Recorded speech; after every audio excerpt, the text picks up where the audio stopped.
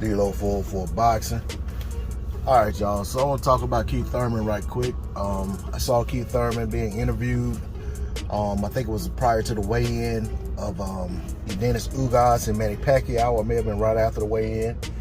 And he was speaking on people talking about, Tank Davis says this and that. And, he basically said that he ain't hearing Tank Davis say anything. It's more other people saying that Tank said, and it's more Leonard Ellerbe saying this, that, and the other. But, one thing I took away from it is that Keith Thurman seems offended and excited at the same time about the prospects of fighting Tank Davis. I think he feels a bit slighted that Tank's handlers have the audacity to think that he's easy pickings for Tank Davis, or that he's in any way, shape, form, or fashion a safe choice for Tank Davis to make the jump up 7 more pounds to the welterweight division and challenge a former champion like himself.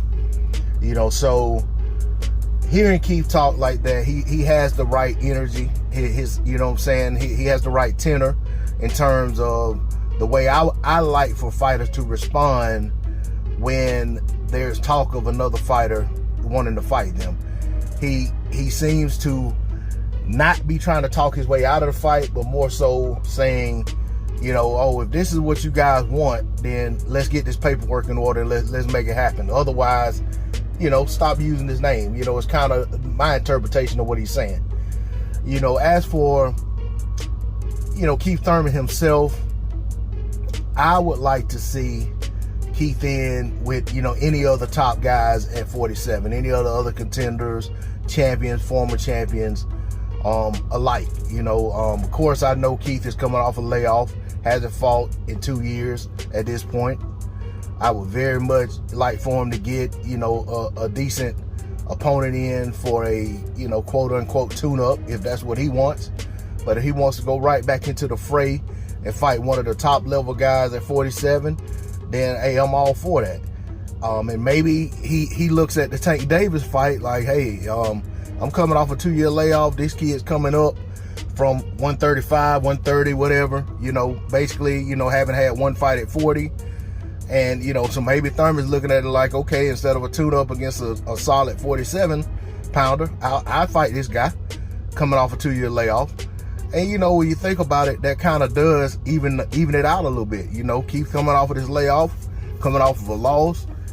Tank, on riding a hot knockout streak, stopping everything in sight, no matter what weight class he's campaigning at.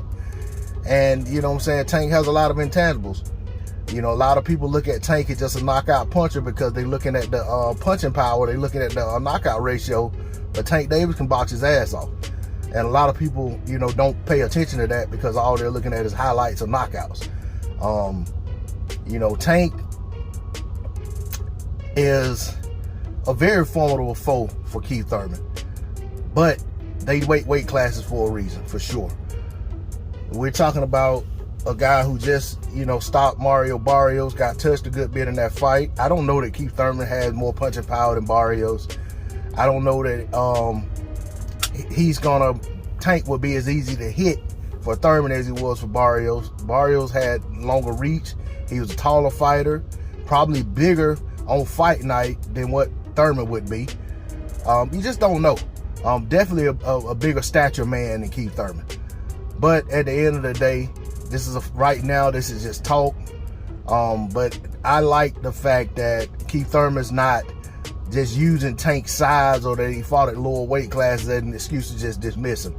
I'm not saying I'm clamoring for this fight, but with all things being considered and Thurman coming off of the layoff, I'm not going to crap on the fight.